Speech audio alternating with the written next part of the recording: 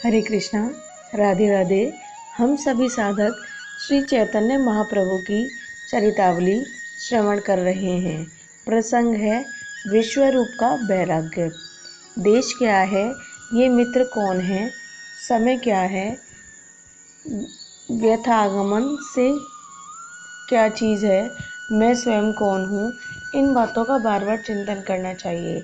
अर्थात जो इस मनुष्य जन्म की महत्ता और काल की महानता समझते हैं, उनके हृदय में ये प्रश्न बार बार उठते हैं। भगवत पाद पद्यों से पृथक होकर प्राणी प्रारब्ध कर्मानुसार असंख्य योनियों में भ्रमण करता हुआ मनुष्य योनि में अवतीर्ण होता है। एक यही योनि ऐसी है जिससे वह अपने सत्व स्वरूप को पुनः प्राप्त कर सकता है। मनुष्य योनि ही कर्म योनि है, शेष सभी भोग योनियाँ हैं। मनुष्य ही कर्म के द्वारा निष्कर्म और पुनरावृत्ति से रहित बन सकता है। पुनरावृत्ति कर्म वासनाओं के द्वारा होती है। जीव अपनी वासनाओं के द्वारा फिर जन्म ग्रहण करता है और मरण के दुखों को भोगता है। यदि कर्म वासना क्षय हो जाए तो परावर भगवान का दर्शन हो जाता है। भगवत दर्शन के 3 मुख्य धर्म हैं। नंबर 1, हृदय में जो आज्ञा की ग्रंथि पड़ी हुई है, जिसके द्वारा असत पदार्थों को सत्य समझे बैठे हैं, वह ग्रंथि खुल जाती है। नंबर 2, अज्ञान संशय के द्वारा उत्पन्न होता है और संशय ही विनाश का मुख्य हेतु है। परावर के साक्षात हो जाने पर सर्व संशय आप से आप मिट जाते हैं। नंबर 3, संस्कृति का मुख्य हेतु है कर्म बंधन। कर्म ही प्राणियों को नाना योनियों में सुख दुख भुगताते रहते हैं। जिसे भगवत साक्षात्कार हो गया है, उसके सभी कर्म क्षय हो जाते हैं। बस फिर क्या है, वह संसार चक्र से मुक्त होकर अपने सत्य स्वरूप को प्राप्त कर लेता है। यही तो जीव का परम पुरुषार्थ है। त्याग धर्म सृष्टि के आदि में सबसे प्रथम उत्पन्न हुआ। सभी प्राणियों का मुख्य और प्रधान उद्देश्य है त्याग। इन संसारी विषयों का जब भी त्याग कर सके तभी त्याग कर देना चाहिए। इसलिए सृष्टि के आदि में सनक, सनंदन, सनत कुमार और सनातन, ये 4 त्यागी सन्यासी ही उत्पन्न हुए। भगवान के वामन, कपिल, दत्तात्रेय, ऋषभदेव आदि बहुत से अवतारों ने त्याग का ही उपदेश दिया है। त्याग ही साधन है, इसलिए मनुष्य को ही साधक कहा गया है। बहुत से लोग कहते हैं गृहस्थ धर्म आदि निष्काम भाव से किया जाए तो सर्वश्रेष्ठ है, किंतु ये रोचक और श्रुति मधुर शब्द है जो पूर्व जन्म की संचित कामनाओं के अनुसार सर्व त्याग करने में समर्थ नहीं हो सकते। उनके आश्वासन के निमित्त ये शब्द हैं, जैसे मांस खाने की जो अपनी वासना का संवरण नहीं कर सकता, उसके लिए कहते हैं यदि मांस खाना ही है तो यज्ञ करके जो शेष बचे उसे प्रसाद समझकर खाओ। ऐसा करने से हिंसा न होगी। इन शब्दों से ही स्पष्ट प्रतीत होता है कि असल में अहिंसा तो वही है जिसमें किसी भी प्राणी को कष्ट न पहुंचाया जाए। किंतु तुम उसका पालन नहीं कर सकते तो अपनी वासना को सर्वतोमुखी स्वतंत्र मत छोड़ो, उसे संयम में लाओ। काम वासना को संयम में लाने के ही लिए गृहस्थी होने की आज्ञा दी है। उसी को धर्म कहते हैं। धर्महीन वासनाएं तो बंधन का हेतु है ही, किंतु केवल धर्म भी बंधन का हेतु है। यदि तुम अपनी वासनाओं को संयम में रखकर धर्म पूर्वक जीवन व्यतीत करते रहोगे तो स्वर्ग का सुख भोगते रहोगे। जन्म मरण के चक्कर से नहीं छूट सकते। हाँ, यदि मोक्ष की प्राप्ति के उद्देश्य से जो धर्माचरण करोगे तो धीरे धीरे इस कर्म बंधनों से मुक्त हो जाओगे। पूर्व जन्म की वासनाओं के अनुसार प्राणी स्वयं इन बंधनों में फंसता है। कर्दम प्रजाति ने 10,000 वर्ष तक भगवान की अनन्य भाव से भूख प्यास सहकर और प्राणों का निरोध करके तपस्या की। तपस्या से प्रसन्न होकर जब भगवान उनके सम्मुख प्रकट हुए और वरदान मांगने को कहा, तब उन्होंने हाथ जोड़े हुए गदगद कंठ से कैसी सत्य बात कही। उन्होंने कहा, भगवान, मुझ में और ग्राम्य पशु में कोई अंतर नहीं। मैंने काम वासना से तुम्हारी उपासना की है। मैं काम सुख का इच्छुक हूँ। यदि आप मुझे वरदान देना चाहते हैं तो मेरे अनुकूल मुझे भार्या दीजिए। यही मैं वरदान मांगता हूँ। 10,000 वर्ष की घोर तपस्या के फलस्वरूप भार्या का वरदान सुनकर भगवान के नेत्रों में जल भर आया और उस बिंदु के गिरने से ही बिंदु सरतीर्थ बन गया। वे अपनी माया की प्रबलता देखकर स्वयं आश्चर्यान्वित हो गए और स्वयं इनके यहाँ देवहूति के गर्भ से कपिल रूप में उत्पन्न हुए। भगवान कपिल ने अपने पिता को तथा माता को तत्वोपदेश किया और अंत में वे संसार से संन्यास लेकर भगवान के अनन्य धाम को प्राप्त हुए।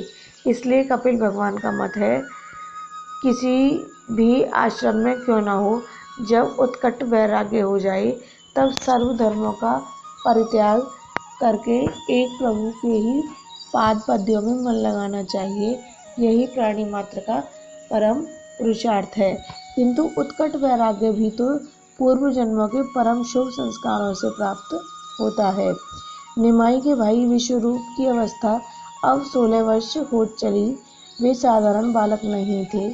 मालूम पड़ता है वे सत्य अथवा ब्रह्मलोक के जीव थे, जो अपने अपूर्ण ज्ञान को पूर्ण करने के निमित्त योग भ्रष्ट शुचि ब्राह्मण के घर में कुछ काल के लिए उत्पन्न हो गए थे।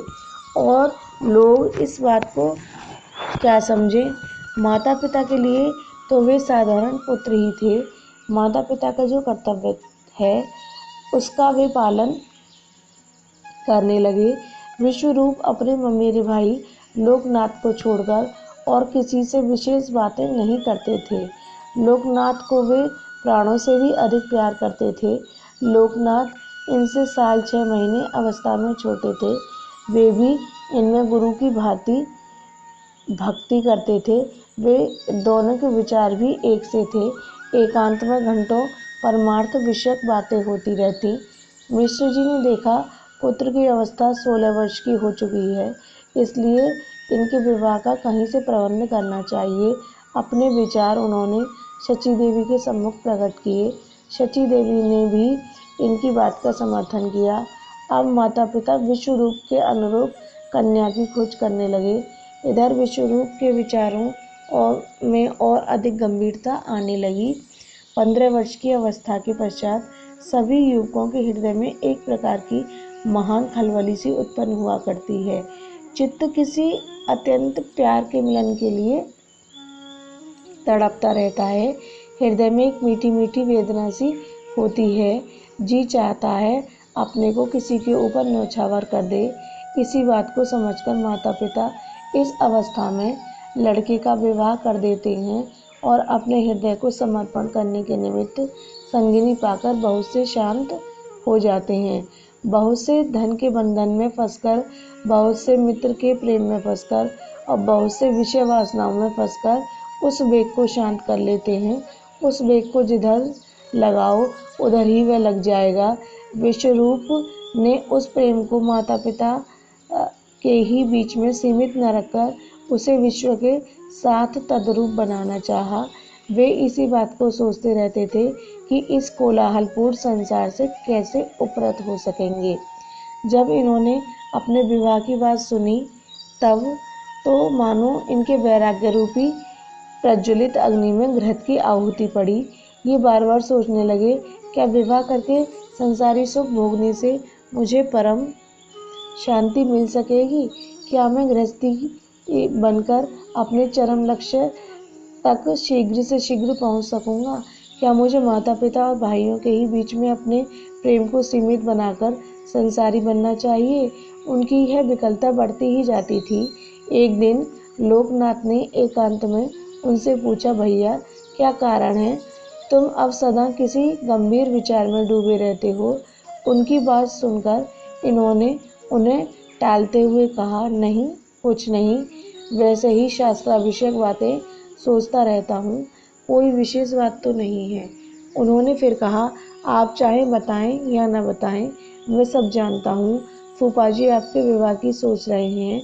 आपके भावों को खूब जानता हूँ कि आप विवाह के बंधन में कभी न फंसेंगे।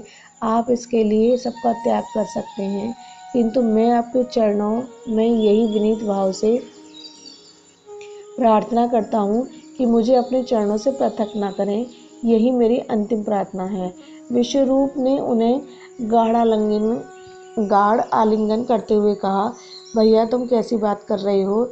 यदि ऐसा कुछ होगा भी तो मैं तुम्हारी सम्मति के बिना कुछ थोड़े ही कर सकता हूँ। तुम तो मेरे प्राण हो, भला तुम्हें छोड़कर मैं कैसे जा सकता हूँ? दोनों भाई यथासंभव भोजन करने के निमित्त अपने अपने घर चले गए। विश्वरूप घर में बहुत ही कम रहते थे, केवल दोपहर को और शाम को भोजन करने के निमित्त घर जाते, नहीं तो सदा अद्वैताचार्य की पाठशाला में ही शास्त्रालोचना तथा गंभीर विचार करते रहते। इसलिए माता पिता को इनके मनोभावों के संबंध में विशेष जानकारी नहीं हो सकी। बीच बीच में जब निमाई इन्हें बुलाने जाते तब ये थोड़ी देर के लिए घर आ जाते और कभी कभी निमाई से दो चार बातें करते। मिश्र जी इनसे बातें करने में संकोच करते थे। इनके पढ़ने में किसी प्रकार का विघ्न नहीं डालना चाहते थे। धीरे धीरे विश्वरूप का वैराग्य दिन प्रतिदिन अधिकाधिक बढ़ने लगा। एक बार उन्होंने ज्ञान दृष्टि से देखा कि ये माता पिता भाई मित्र आदि असल में चीज़ क्या है। विचार करते करते वे संसारी संबंधों से ऊंचे उठ गए। उन्हें प्रतीत होने लगा सभी प्राणी अपने प्रारब्ध कर्मों के अनुसार बिना सोचे समझे दिन रात कर्मों में जुटे हुए हैं। अंधे की भांति बिना आगे का ध्यान किए किसी अज्ञात मार्ग की ओर चले जा रहे हैं। विचार करते करते उन्हें संसार के सभी प्राणी समान रूप से रेंगते हुए से दिखने लगे, जैसे किसी बहुत ऊंचे स्थान पर चढ़कर देखने से मनुष्य, पशु पक्षी, वृक्ष सभी छोटे छोटे भिंगे से उड़ते दिखाई पड़ते हैं। उनमें फिर विवेक नहीं किया जा सकता कि कौन मनुष्य है कौन पशु। सभी समान रूप से छोटे छोटे कण से दिखाई पड़ते हैं। उसी प्रकार विचार की ऊंची भित्ति पर चढ़कर विश्वरूप को ये संसारी जीव दिखने लगे। उनका माता पिता तथा बंधु बांधवों के प्रति जो मोह था वह एकदम जाता रहा। वे अपने को समझ गए और मन ही मन कहने लगे, ये संसारी लोग भी कितने दया के पात्र हैं।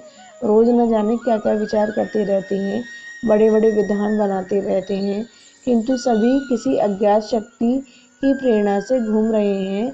लोग कहते हैं, अजी अभी संसार का सुख भोग लो, आगे चलकर भगवत भजन कर लेंगे। वे अज्ञ यह नहीं समझते कि यह शरीर क्षणभंगुर है, इसका दूसरे क्षण का भी पता नहीं। इन विचारों के आते ही उन्होंने अपना कर्तव्य निश्चित कर लिया। भर्तृहरि जी के इस श्लोक को वे बार बार पढ़ने लगे।